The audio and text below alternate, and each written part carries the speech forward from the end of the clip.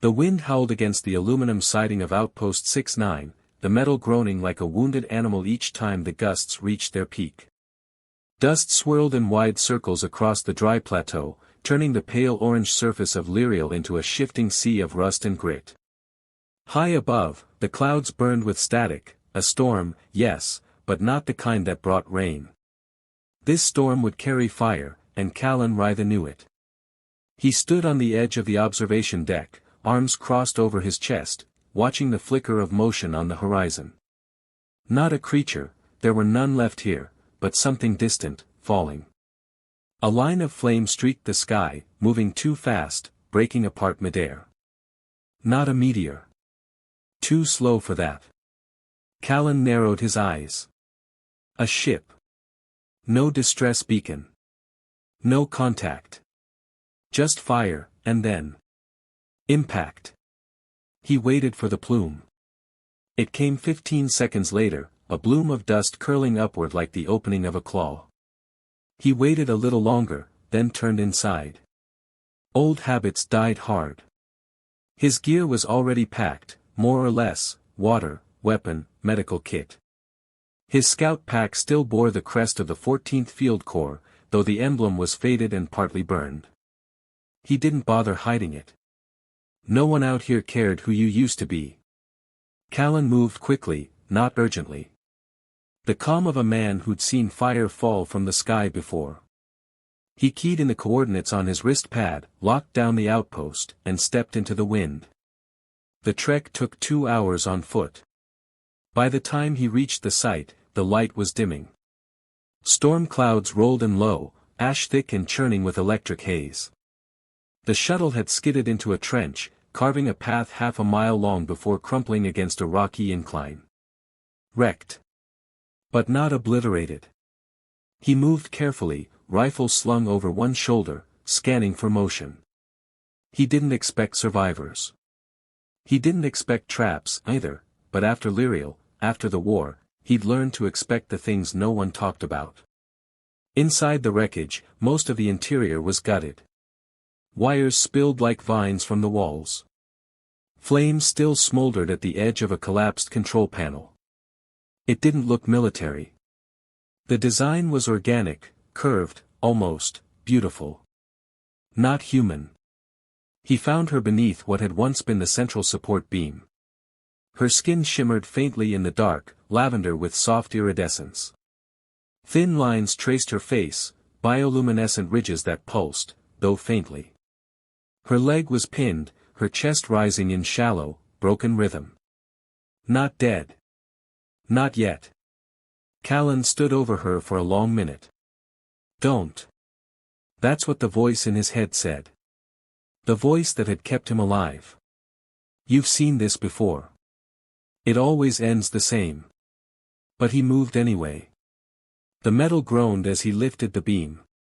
Not all the way, just enough to pull her out. She was lighter than he expected, her bones narrow, her frame delicate. But her skin burned like heat glass. She was running hot. Fever, maybe. He didn't ask himself why he cared. He wrapped her leg, stabilized her with a splint from his pack. Slung her over his shoulder. By the time they made it back to the outpost, night had fully claimed the sky. She didn't wake for 3 days. During that time, Callan kept busy. He cleaned the wounds. Watched her breathing. Repaired what he could from the wreck, most of it was scrap, but a fragment of memory crystal had survived. Encrypted. He kept it anyway. The storm came and went. The kind that melted metal and peeled paint from the walls. Inside the outpost, it was quiet, except for her. On the third night, she stirred. Callan was half asleep in the corner, his chair tilted back, boots propped on a table. He heard it soft at first, then clearer. Please. He opened his eyes. Her voice was hoarse, cracked from dehydration. But her eyes, wide, violet, burning, met his. Please, my daughter. He didn't move. Didn't speak. He just looked at her. She tried to sit up but winced, her hand falling against the cot's edge. She was weak. Still burning hot, though not as badly. Callan stood slowly, grabbed a cup of water, and held it to her lips. She drank. Not greedily. Like someone who didn't want to take more than was offered. He set the cup down. "Who are you?" he asked. Her voice was softer than before, but no less urgent. "Sarah. Sarah Novi. Where are you from?" "A place that doesn't matter." "Not anymore." He studied her. She didn't flinch under his gaze. "What happened?" "They took her." "Who?" Her eyes darkened. "Humans." He didn't react. "Not all. Not the kind you might have been. A group. Private. Rich. They take children. Certain bloodlines. They believe our genetics, yours and mine, can create something new. New how? Stronger. Smarter. Eternal. That's not evolution," he said flatly. "That's theft." She nodded. "And I want her back." Callan walked to the other side of the room. Silence stretched between them. She closed her eyes. He thought she'd fallen asleep again, until she said, "You don't believe me." "Doesn't matter." "But it does." He turned to face her. "Why?" "Because you're the only human who hasn't shot me yet." He didn't answer. They didn't speak again until morning. When she woke, he was outside, scanning the horizon. He heard the soft click of the door behind him. Turned. She was standing, barely, leaning against the frame. "You shouldn't be up." "I don't have time to rest." "You'll die if you push too fast." "Then I die." Callan frowned. She said it like she meant it. "If you help me," she said quietly, "I will give you anything." He stiffened. "What does that mean?" She limped closer. Her eyes never left his. "In my culture," she said, "saving a life binds you to it. I was noble born. We don't offer ourselves lightly. But for her, for my daughter, I will break every vow. I will give you the bond." "The what?" "My body. My mind. My memory. Everything I am. Everything I was. If you take me to her, I will belong to you." Callan stepped back. "You're not a slave. It's not slavery. It's surrender. We don't do it out of debt. We do it out of something deeper. Love." She looked down. Hope. He didn't answer her that night. But the next morning, she woke to find him already dressed, his scout gear loaded, rifle across his back. He didn't say anything.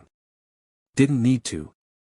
"You're coming?" she asked, voice barely above a whisper. He nodded once. "Show me where they took her." The journey took them through the fractured remains of Zone 11, a region left uninhabitable after the war. Ghost cities, broken towers, chemical pits that still hissed when the wind passed. They walked in silence most of the way. Callan watched her more than he meant to. Not just because she was different, though she was. But because she moved like someone who had lost more than he could imagine, and still chose to keep walking. They made camp near the base of an old mining elevator, rusted and half-collapsed. As he lit the fire, she spoke. "You used to be a soldier." He glanced at her. "Your hands. Your eyes.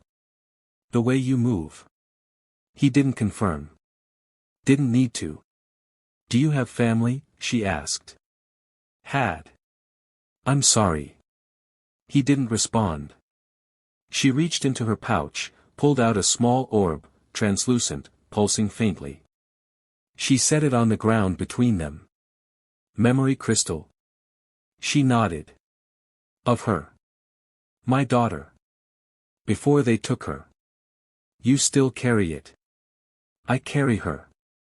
Callan stared into the fire. He didn't ask for the crystal. She didn't offer it. But somehow, they shared it all the same. They reached the ruins by nightfall on the fourth day. The symbol was carved into a pillar of stone and metal, 3 interlocking rings, burned deep. Sarah's hands trembled. "We're here," she said. "They brought her here." Callan raised his rifle. "Stay behind me." The facility was buried underground, old tunnels, long decommissioned. But someone had kept the power running. Not all of it. Just enough. The lights were too steady. The silence too sharp. Callan's gut twisted. He knew what this meant. They weren't alone. They followed the halls to a circular chamber, domed and cold. In the center, a cryopod glowed. Inside, a child. Small. Sleeping. Callan scanned the walls. "It's a trap." "I know," Sarah whispered, stepping forward. "Wait." She pressed her palm to the glass. And the lights exploded in red. An alarm screamed. Doors slammed shut. And something moved in the shadows behind them. She had always known fear, but this was different. This was the kind that crawled up the spine and settled in the lungs. This was the kind that didn't scream, it whispered. Cold and sharp. Sarah pressed her hand against the cryopod's glass, eyes locked on the child within. Her daughter. Her baby. Nia's body looked too small inside the chamber. Tubes threaded into her arms, coiled against her back like vines. Her skin shimmered with that same faint glow she'd inherited from Sarah's side of the bloodline. It used to make the nurses call her the Lantern, now it just made her look altered. As the alarms shrieked and the walls flashed red, Callan's voice snapped through the panic. "Back away. Now." She didn't move. Not yet. Nia's face didn't stir, not even at the sound. It wasn't sleep. It wasn't rest. It was captivity. And something inside Sarah cracked, splintered like glass hit with a hammer. Callan pulled her hard by the arm, dragging her behind the closest structural brace just as mechanical limbs dropped from the ceiling. Too many. Too fast. Scanning lasers slashed across the room.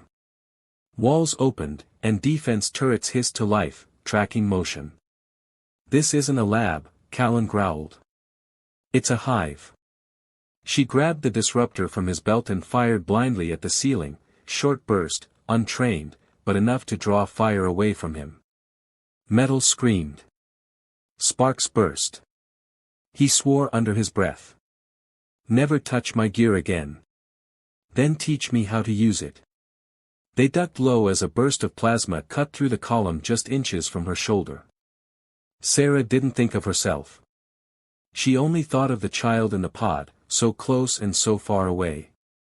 And the voice in her head, her mother's voice, echoed one word. Protect. They ran when the wall opened. A glitch, maybe. Or something in the pod system recognizing her DNA. She didn't know. Didn't care. Callan fired as they moved, covering their escape. They darted through a half-collapsed corridor, past a row of shattered cryotubes. Some still held bones. Others just ash. She wanted to scream. But she didn't. Couldn't. Not until they reached the old transit tunnel, blocked by rubble and sealed from the inside. Callan jammed a bypass key into the panel and hacked it manually. His fingers moved fast, practiced. He didn't even curse when sparks flew. The door hissed open. Just wide enough.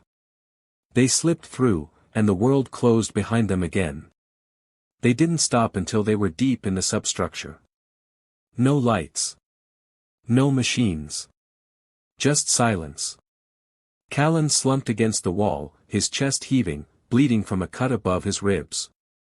Sarah tore off part of her sleeve and pressed it to the wound. "We're not safe," he muttered. "We're not dead," she countered.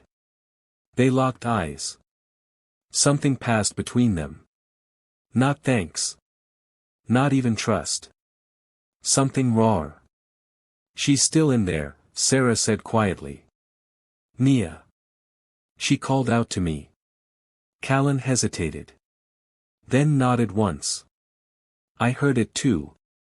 They made camp inside an old maintenance chamber. Just big enough to breathe, just secure enough to sleep, if either of them could. He let her clean the wound without protest. She was gentler than she looked. More than he expected. And every time she touched him, his eyes flicked to her face and then away again. She noticed. But said nothing. Until later, when the fire they'd built from broken paneling started to fade. You were a soldier, she said. What made you leave? He didn't look at her. Same thing that made you come here, he answered. Love. Loss. They were quiet after that. The second attempt wasn't planned. They returned the next night. Callan said it was madness. Sarah agreed. But madness was all she had left. They moved quieter this time, slower. Through ducts instead of hallways. Callan's knowledge of the facility's layout helped. Clearly some of it was built on old Federation grid codes. He knew how to predict blind spots, red shadows, anticipate power surges. You used to do this for a living, she murmured. He didn't answer. Just gestured to crouch. In the core chamber, the cryopod still glowed. No defense systems this time. No alarms. But someone was waiting. Not a machine. A man. Tall. Human. Clean cut. Not armored, but dangerous in the way predators are, still until it's too late. She's beautiful, he said. His voice was like cold syrup. Smooth. Wrong. Step away, Callan ordered. The man tilted his head. You brought her, he said, eyes on Sarah. I didn't think you'd make it this far. Sarah narrowed her gaze. Who are you? He smiled faintly. Dren Sovek. I'm the one trying to save your daughter's life. You call this saving? She's dying in there, he said flatly. Your blood is unstable. The gene splice didn't hold. Without a proper bond, she'll unravel. Sarah felt like the floor dropped out beneath her. You did something to her. I gave her purpose, Dren said, stepping closer to the pod. She is the only successful cross of second-tier hybrid architecture. She's special. She's the future. And she's alive because of me. Callan took a step forward, gun raised. And she'll stay alive because we're taking her. Dren didn't flinch. You don't understand what you're holding, he said. She's not just your child anymore. Sarah's voice was ice. She's mine. Always. Dren's smile faded. You want her back, he asked. Yes. Then come get her. He tapped the control pad on his wrist, and vanished. The lights dropped. And the cryopod hissed open. Nia didn't wake right away. But she breathed. Her small hand twitched. Her eyes fluttered.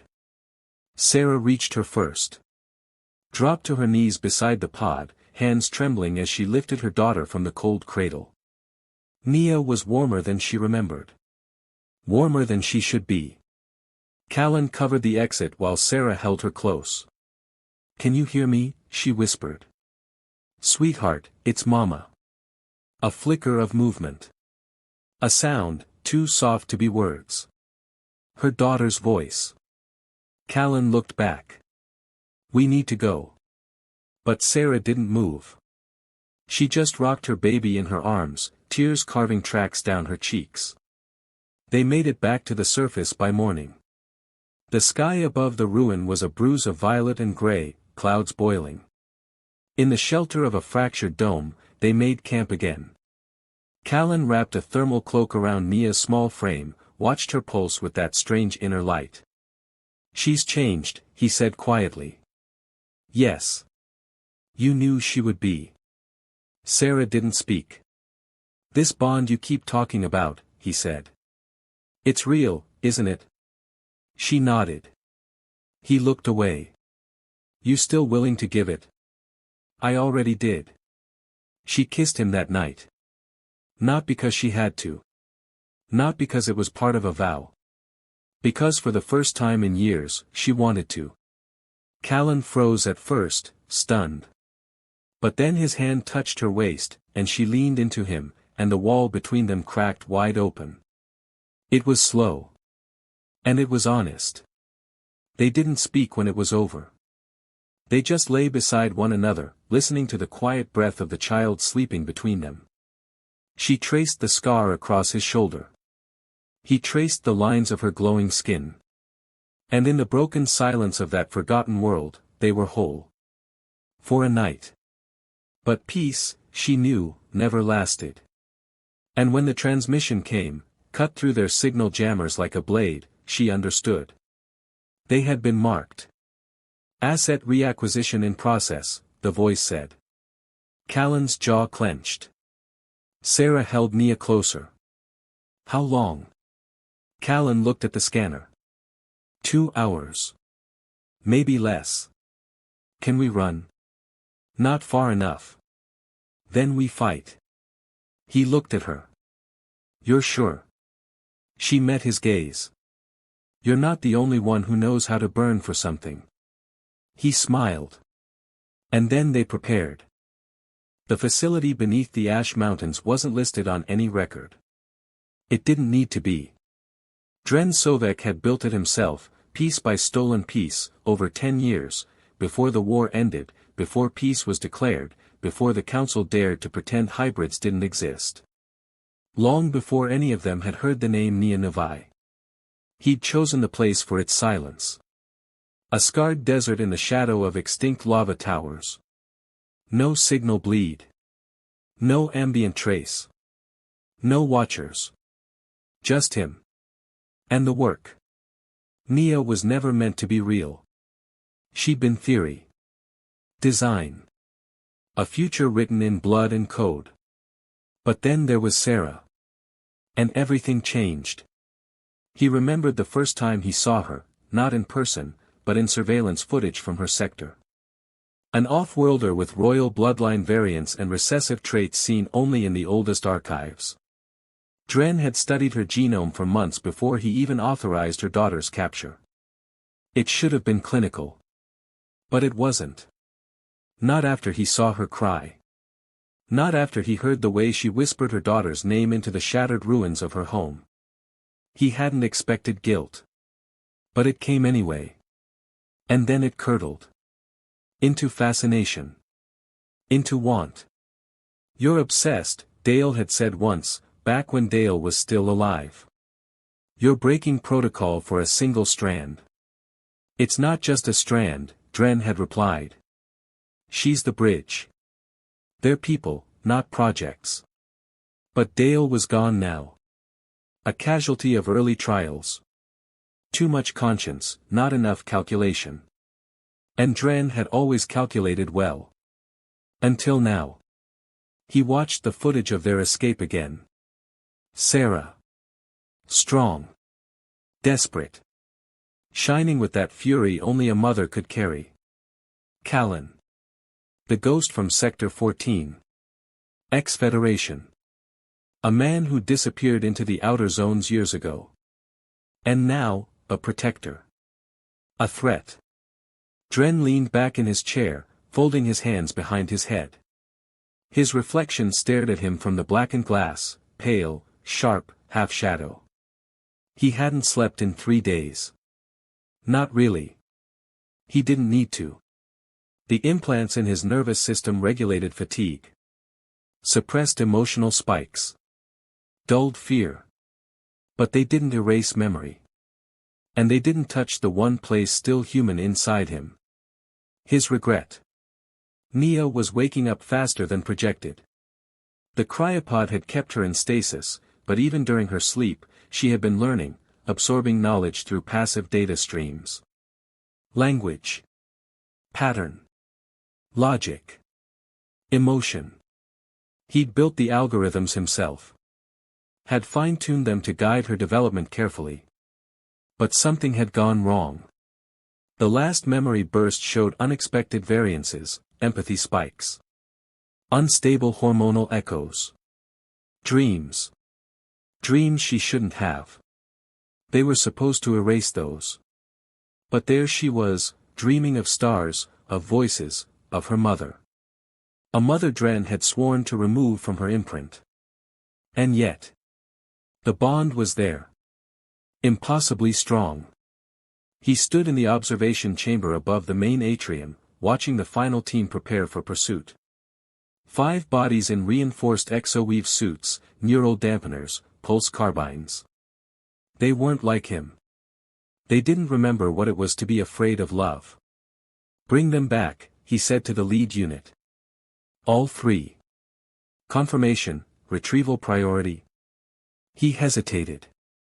His orders had always been clear: destroy unnecessary elements. Preserve the asset. Wipe connections.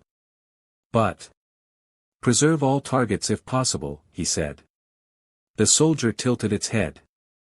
The directive has changed, Dren snapped. They are necessary. Especially her. The soldier said nothing. But Dren knew what it was thinking. This man is breaking. He didn't care. When the dropship lifted into the blood-orange sky, Dren remained alone in the chamber. Nia's echo still hummed through the speakers. Fragments of voice, wordless. Tones built from longing. Don't let them take me. Those had been her last words before the escape. He hadn't programmed those. That voice, that fear, wasn't artificial. And that's what terrified him. Because it meant. She was real. Not a project. Not a theory. A child. And he. He was the monster that had made her one. He walked to the private wing of the facility. His memories lived here. Locked behind doors he hadn't opened in years. Room 12 was hers. Sarah's profile, before the capture. Footage. Scans. Cultural notes. Encrypted communications. He activated the central holofeed. Her face appeared in midair. Not a recording. A rendering. She was laughing in it. Not at him. Not for him. Just, laughing. Some fragment of data had pulled that gesture from her comms archive and reanimated it. He didn't remember authorizing that. But there it was. Serenity. Fire. Hope. He reached out. His hand passed through the light. His fingers curled to a fist. And he whispered the word he'd never let himself say before. I'm sorry. The soldiers found them. Hours later. Dren watched it unfold in real time. The feed showed Callan fighting like a man with nothing left to lose. And Sarah, she held the girl like she was life itself. Like no machine, no weapon, no empire could ever break what existed between her arms and that child's heartbeat. Dren felt something shift in his chest. A crack. He reached for the override control. But paused. His voice was quiet when he spoke into the comms channel. Stand down. The lead unit ignored him. They advanced. Guns raised. Dren shouted again, louder this time. Stand. Static. Silence. They weren't listening anymore. And Dren realized something too late. He wasn't in charge anymore. His creation had outgrown him. Callan killed 2 of them. The feed stuttered, bled static, then returned. Sarah activated a pulse disruptor just as one of the soldiers reached Nia. The screen went white. System failure. Dren stared at the blank feed. His hands trembled. Not from fear. But from something worse. Love. Later that night, Dren sat alone in the hollow sun. He'd named it that, the central chamber of the facility. A great golden dome built from salvaged Starcore alloy. It absorbed solar radiation and kept the place alive. But now it felt dead. Like a cathedral to his failures. He stood in the center, palms open, arms loose at his sides. And for the first time in his life, he closed his eyes. And felt. Not calculation. Not purpose. Just sorrow. She was never yours, he whispered. And he meant both of them. Sarah. And the girl. His implants buzzed. Data streamed through his skull like cold honey. Another alert. Tracking beacon lost. Asset offline. Connection, severed. They had gone dark. And for the first time, Dren didn't feel rage. He felt relief. She dreamed in 3 colors. White, like the cryopod. Violet, like her mother's skin. And red, always red, like a warning light that never stopped pulsing behind her eyes.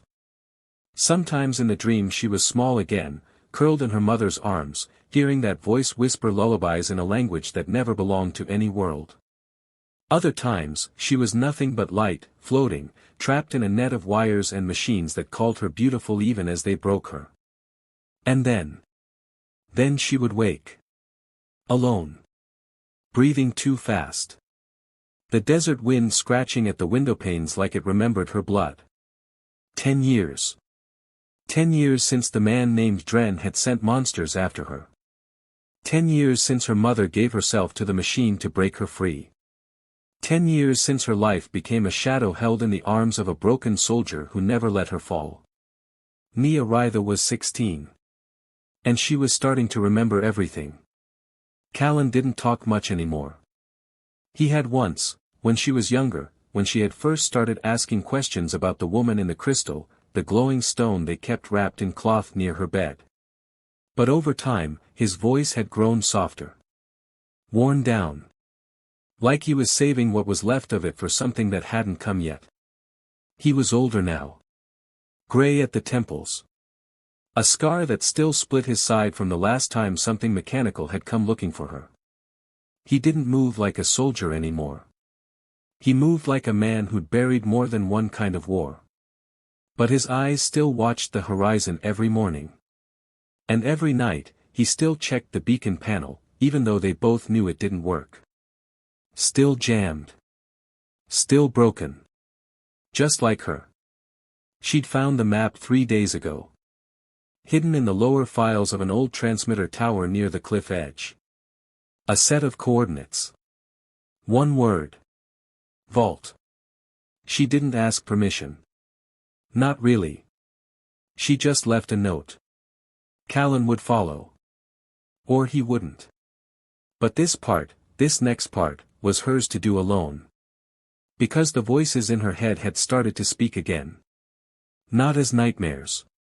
As memories. And one of them sounded like her mother. The vault wasn't far, 3 days' walk through the ash flats, down into the stone gulch that used to be the bottom of a dried sea. She traveled light. Knife. Cloak. The pulse crystal on a chain around her neck. And her mother's memory, still sealed inside the glowing shard Callan had called her soul. But it didn't feel like death to Nia. It felt like fire. Something waiting to be lit. The entrance to the vault was grown over with black root vines, half plant, half machine. The kind that hummed when she got too close. She pressed her hand to the stone beside the sealed door. It warmed under her skin. Recognized her. The door opened. She stepped inside. And the voice greeted her. Welcome, Subject Nia Wraith. Welcome home. The inside of the vault was colder than she expected. Not sterile, just still. Like it had been waiting for her. Like she was late. Screens flickered to life as she walked past them. Old symbols, half alien, half Federation tech, scrolling data she didn't understand but somehow felt.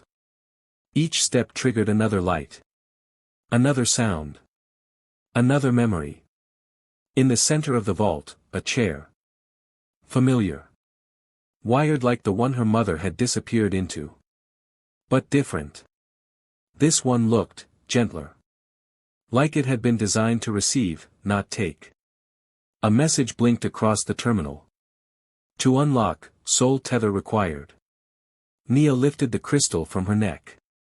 Placed it on the receiver plate. The screen glowed. And her mother appeared. Not a hologram. Not quite. More like a projection, flickering, translucent. But her eyes were the same. Violet. Alive. And Nia's chest cracked open. Mama. The projection turned toward her. And smiled. If you're seeing this, the voice said, then you survived. Nia's breath caught. She reached out. The projection didn't touch her. But she felt something anyway. A kind of warmth. Not in her skin, in her blood. I had to make a choice, her mother's voice said. To save you. To give you back to yourself. I wasn't strong enough to fight them alone. So I became something else. The image shimmered. And then changed. Now her mother stood inside the chair, wires wrapped around her spine, eyes glowing with light, lips parted in something between agony and peace. They told me you wouldn't remember. That the bond would erase me. But I knew you, Nia.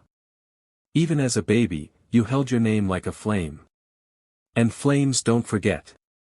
Nia stepped back, her knees weak. Why? She whispered. Why didn't you let me go? The projection tilted its head. Because love doesn't run. It roots.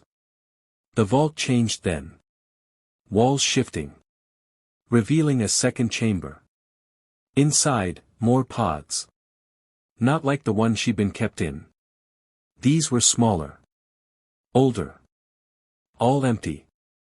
And all labeled. Names she didn't recognize. Dates.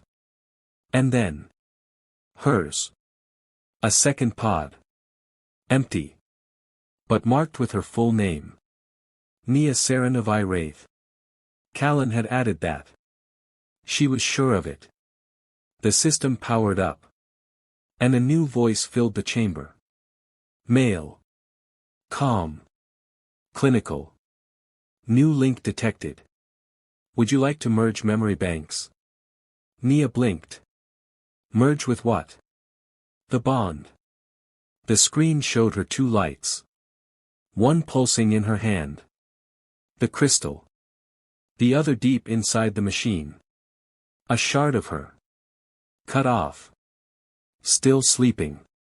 Yes, she said. Merge us. The pain wasn't sharp. It was wide. Like a wave inside her skull, tearing open memories she didn't know she'd buried. Her mother's laughter. Callan's voice, calling her home. The cold inside the pod. The warmth of flesh when it broke. And, most shocking of all, a third voice. One she hadn't heard since she was a child. Dren. Not cruel. Not yet. His voice, soft, whispering to her through the walls of her dreams. You were born for more. You are the future. She screamed. And the vault dimmed. When she woke, Callan was there. Kneeling beside her, arms wrapped tight. His eyes wide. You shouldn't have come alone, he said, voice rough. I had to. What happened? Nia sat up slowly. Felt the world in sharper color. And said, I remembered her. Sarah. She nodded. All of her. They sat by the vault's open window that night, watching the stars begin to blink in one by one. Nia rested her head on Callan's shoulder. He didn't speak. But his hand found hers. She turned to look at him. His face tired. Older. But safe. Always safe. I don't want to run anymore, she said. You don't have to. But they'll come. He nodded. Then we meet them. And far away, beneath another sky, Dren Sovek opened his eyes to a new alert. Subject Nia active. Soul tether restored. Location, found. He didn't smile. But he didn't weep either. Because somewhere deep in his mind, one truth had finally taken root. She was never his. But he could still choose what he became in the end.